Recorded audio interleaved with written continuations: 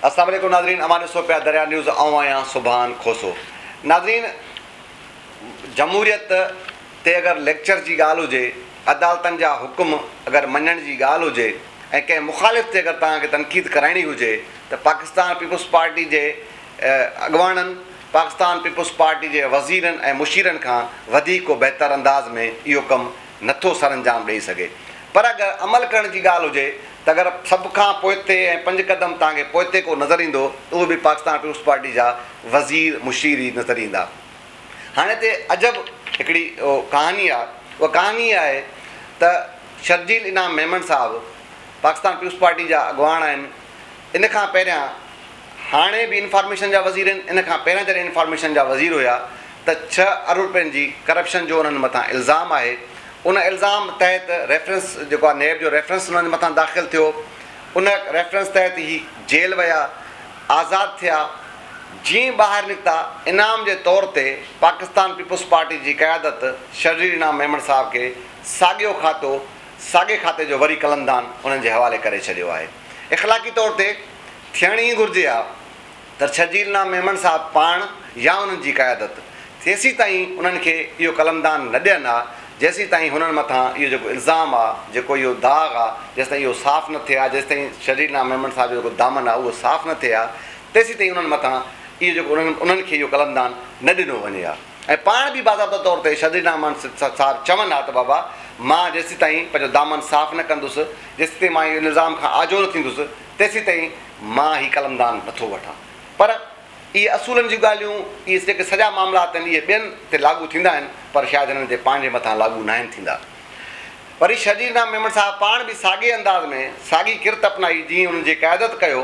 जीअं उहो जेल खां ॿाहिरि निकिता त उन्हनि खे साॻियो कलमदान ॾेई छॾियऊं त अचो तव्हां हीउ वियो, सुहिणे तरीक़े सां तव्हां पहिरियों बि कमु हलायो आहे, हाणे तव्हां ॿीहर हलायो। त शर्जील साहिबु बि इहे साॻा ई जेके ऑफिसर जेके उन सां गॾु हुया, उन इल्ज़ाम तहत गॾु हुया, उनखां अलावा उनजा जेके राज़दान आहिनि, उनजा जेके हमनुमा आहिनि, जेके उन्हनि जा वेझा आहिनि, जेके उनजा दादुला आहिनि, उन्हनि सभिनी खे घुराए करे चूंडे सभिनी खे इंफॉर्मेशन डिपार्टमेंट जे चङी सणबी पोस्टनि ते उन्हनि खे विहारे छॾियो आहे।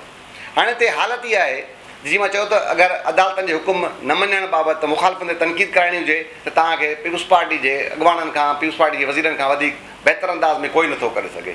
पर हिते पाण अदालत जो हिकिड़ो वाज़े हुकुम आहे त उहो ऑफिसर जंहिंजे मथां नेब जो रेफरेंस हुजे, उहो ऑफिसर जंहिंजे मथां एंटी करप्शन जो केस हुजे या को ॿियो इल्ज़ाम हुजे, उनखे तेसीं ताईं पोस्टिंग नथी ॾिनी वञे, नथी ॾेई सघिजे जेसि ताईं उहो उन खां आजो न थिए। ऐं ख़ासि तौर ते उन हंध ते उनखे पोस्टिंग नथी ॾेई सघिजे जिते पैसनि जी लेन देन हुजे। हाणे इंफॉर्मेशन डिपार्टमेंट इश्तिहारनि जो मामिलो आहे, घणा जेके मामलात आहिनि उहे आहिनि, पर तंहिं बावजूद बि शर्जील साहिबु घुराए उन्हनि सभिनी खे चङी सणबियुनि जाइ ते लॻायो आहे त बाबा तव्हां ई बहितर अंदाज़ में कमु करे सघो था। पहिरियां बि तव्हां मूंसां गॾिजी करे बहितर अंदाज़ में कमु कयो आहे, तंहिंजे करे इहो 6 अरब रुपयनि जो रेफरेंस तयारु थियो। हाणे उहे सभु ऑफिसर उते वेही करे उहो सॼो जेको पंहिंजो कारवार हलाइनि था, इते पाकिस्तान पीपुल्स पार्टी जी क़यादत खे, इते इन वज़ीरनि खे इहो नज़र नथो अचे त भई हीअ अदालत जे हुकुमनि जो जेका ख़िलाफ़ वर्ज़ी आहे, असां जेको कयूं पिया, जेके असां ऑफिसर लॻाया आहिनि।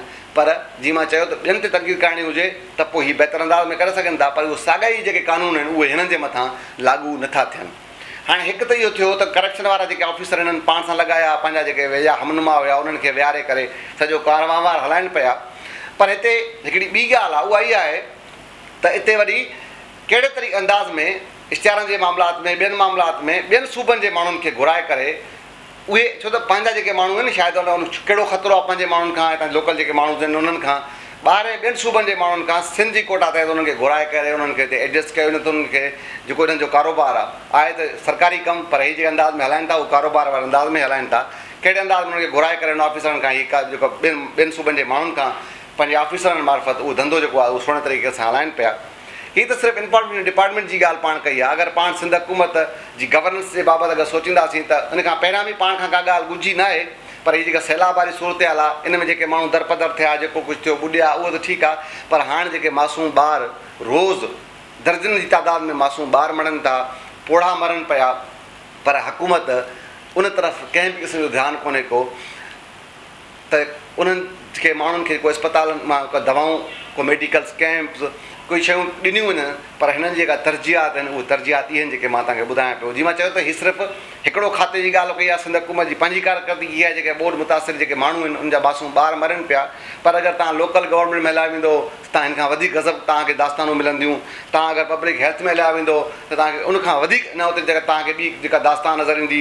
अगरि तव्हां फूड में हलिया वेंदो त 14 सालनि में फूड में छा थियो हूंदो, उते तव्हांखे वरी अञा ॿी जेका गज़ब दास्तान नज़र ईंदी। हीअ सॼी सूरत हाल आहे त हीअ जेकी मां जीअं पहिरियों चयो त हीअ जेके माण्हू आहिनि हीअ ॿियनि ते तनक़ीद बहितर अंदाज़ में करे सघंदा आहिनि, ॿियनि ते हीअ जेको आहे सुठे अंदाज़ में हुटिंग करे सघंदा आहिनि, पर पाण जॾहिं पंहिंजे मथां ॻाल्हि लागू थींदा त पोइ हिन जो दामन साफ़ु हूंदो आहे। हीअ उहे शयूं सभु जेके इख़लाक़ियात हुजनि उहे सभु हिननि ते जेको आहे त हिननि जे मथां लागू न थींदियूं आहिनि। अॼु हिन प्रोग्राम अगरि तव्हांखे पसंदि आयो हुजे त असांजे इन खे शेयर बि कंदा ब्लॉग खे, ऐं असांजे चैनल खे सब्सक्राइब बि कंदा। इंशाअल्लाह सुभाणे कंहिं ॿिए मौज़ू ते मुलाक़ात थींदी। अल्लाह भाई।